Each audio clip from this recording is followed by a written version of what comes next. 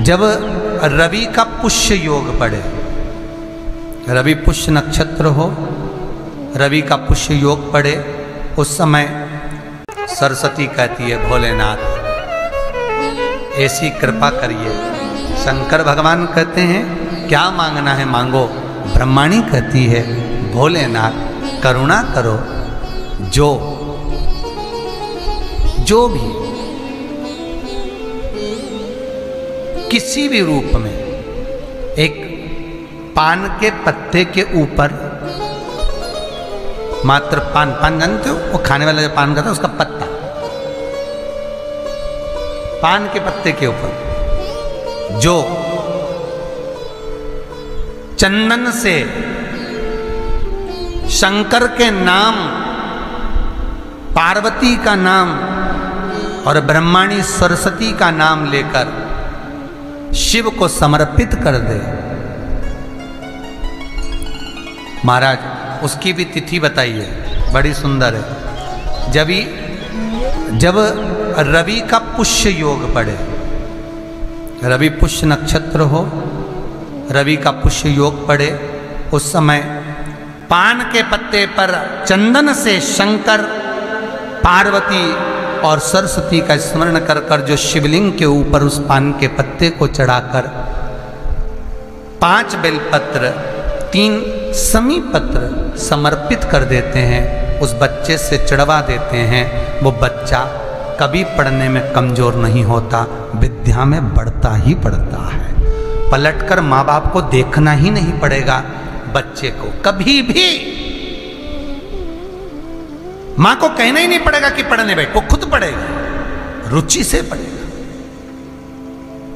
5 बेलपत्र 3 समी पत्र समर्पित कर दें, भगवान शंकर का स्मरण करें और उस बच्चे को प्रणाम करवा कर वापिस लेकर आए। बच्चा विद्या में प्रबल होता है, विद्या प्रखर। पुराण की कथा चल रही है जिसमें मधुता का भाव कहा गया। कभी कभी निवेदन करूंगा, एक थोड़ा सा भाव व्यक्त करूंगा। मान लो घर में अशांति ज्यादा हो, रोग बीमारी ज्यादा घेर रही हो, तो शंकर पर थोड़ा सा शहद चढ़ाकर आप जब पूजन करते हो, जल चढ़ाते हो, अनुष्ठान करते हो, अभिषेक करते हो, जब शिव जी का पूजन करें, जब शहद चढ़ाएं तो उसमें से जरा सा शहद एक चम्मच में रख लें। वो चौखट पर लगा देने पर बीमारी, रोग, अशांति सब समाप्त हो जाता है, घर में सुख बढ़ना प्रारंभ हो जाता है, समृद्धि बढ़ना प्रारंभ। मधुता में सुख भी, शहद में सुखता भी, भगवान को जो समर्पित किया गया, एक एक पुष्प भगवान शंकर को जो दिया गया है, एक एक भाग जो शिव को दिया गया है, वो साधारण नहीं है। शंकर के पास जो भी चीज रखी है सब VIP है। गले में देख लो नाग बासुकी है, कानों में बिच्छू, हाथ में त्रिशूल, सब उसके पास में भी। कोई चीज ऐसी भगवान शिव को जो हम समर्पित कर रहे हैं मधु, तो वो किस चीज के लिए समर्पित होता है?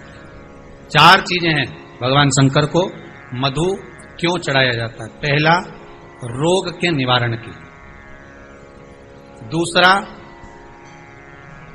शरीर की जो नाड़ियां हैं जो चोक हो जाती हैं, ब्लड को रोक देती हैं जाने के लिए, उसके लिए भी शिव को शहद चढ़ाया जाता है। तीसरा, नयनों को शिव के चरणारविंद में स्थिर करने के लिए, नयन रोग का निवारण करने के लिए भी शिव को शहद चढ़ाया जाता है। चौथा,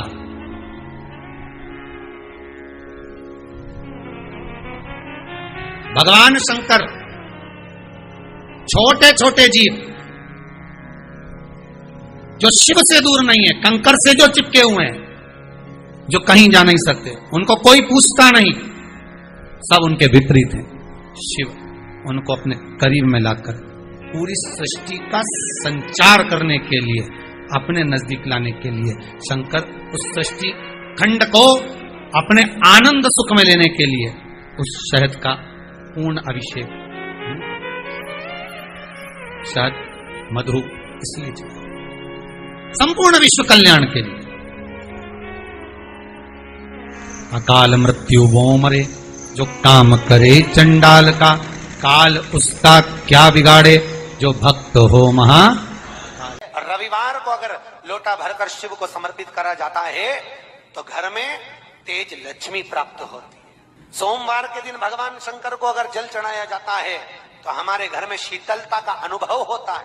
मंगलवार को अगर शिव जी के मंदिर में, शंकर के मंदिर में जाकर 1 लोटा पानी चढ़ाया जाता है तो हमारे कार्य में उन्नति होती है। बुधवार के दिन अगर शंकर पर 1 लोटा पानी चढ़ाया जाता है तो जिन लड़कियों का विवाह नहीं हो रहा, जिन बच्चों का विवाह नहीं हो रहा, उन बच्चों के भी विवाह हो जाते हैं हमारा। गुरुवार के दिन अगर शिव जी के मंदिर में पानी चढ़ाया जाए, जल चढ़ाया जाए तो घर में विद्वत्ता का अनुभव होता है महाराज, बच्चे पढ़ने में प्रखर होते हैं महाराज। शुक्रवार के दिन अगर शंकर के मंदिर में जल चढ़ाया जाए तो नारी का अखंड सौभाग्य होता है महाराज। शनिवार के दिन अगर शिव की आराधना करी जाए, शनिवार के दिन अगर शंकर को जल चढ़ाया जाए तो जिंदगी में व्यक्ति की शिव पंचायत में गुड़, चावल, लाल फूल और लाल मिर्ची के 11 दाने पानी के कलश में तांबे के लोटे में लेकर हाथ को ऊंचा कर नेत्र, नासिका, वक्षस्थल के सम्मुख में जो सूर्य नारायण को अर्घ देता है, जल चढ़ाता है, पर जो सूर्य को अर्घ रविवार के दिन दे देता है, अगले रविवार तक पैसे की आवक आना प्रारंभ हो जाती है।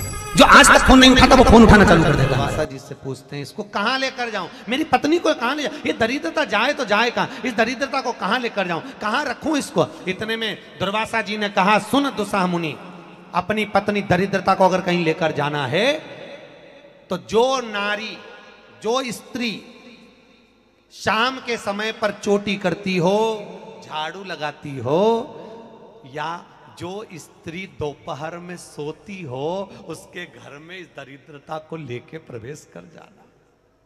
वैसे मुझे उम्मीद है करमाला की माताएं दोपहर में नहीं सोती होंगी,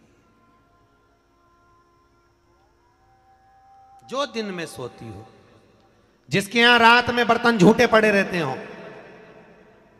जिसके यहां रात्रि में बर्तन झूठे पड़े हों, उसके घर में इसको लेकर प्रवेश कर जाए। प्रवेश दरिद्र महाराज, भगवान विष्णु ने दरिद्रता देवी को देखकर कहा, अरे ओ दरिद्रता देवी, लक्ष्मी जी की बड़ी बहन ज्येष्ठा, आप पीपल के वृक्ष के नीचे बैठी हो, इस पीपल के पेड़ के नीचे हम लक्ष्मी जी के साथ शनिवार के दिन आपसे मिलने के लिए आए हैं। शनिवार के दिन जो पीपल के वृक्ष के नीचे दिया लगाएगा, उसके घर में कभी संपदा की कमी नहीं होगी। सारे दिन पीपल के वृक्ष के नीचे हमारा निवास होगा। इतने में दरिद्रता खड़ी होकर बोली, रे नारायण, तुमने अपने मन की बात कह दी कि 7 दिन तुम्हारे होंगे, ऐसा नहीं हो सकता, इसमें 1 दिन मेरा हो। तो भगवान विष्णु ने कहा, कौन सा दिन? दरिद्रता कहती है, रविवार के दिन इस पीपल के पेड़ के नीचे मैं नृत्य करूंगी, और अगर पीपल के वृक्ष के नीचे रविवार के दिन जो परिक्रमा करेगा या पीपल के पेड़ के नीचे आएगा, उसके साथ में उसके घर में प्रवेश करूंगी। इसलिए हमारे हिंदू धर्म में रविवार के दिन पीपल के पेड़ के नीचे नहीं जाया जाता, पीपल की पूजन नहीं करी जाती, पीपल की परिक्रमा नहीं करी जाती। कौन से दिन? जम के बोलो जरा, रविवार। और जिसके यहाँ दीवार पे पीपल लग जाता है, या कहीं पीपल का पेड़ लग गया अपने दीवार पर, घर में कहीं पर भी, तो पीपल निकालने का भी नियम है। अगर आप दीवार में से पीपल निकालोगे तो बार बार काटोगे, बार बार लग जाएगा, फिर काटोगे फिर लग जाएगा, फिर निकालोगे फिर लग जाएगा। दीवार में पीपल लगता ही रहता है। अगर दीवार के पीपल को निकालना है तो नींबू और मिर्ची, इन दोनों को 3 घंटे पहले पीपल के पेड़ के नीचे रख दीजिए, और रखने के बाद में फिर पीपल को रविवार के दिन उखाड़कर कहीं दूसरी जगह लगा दीजिए। उसके बाद कभी दीवार में पीपल नहीं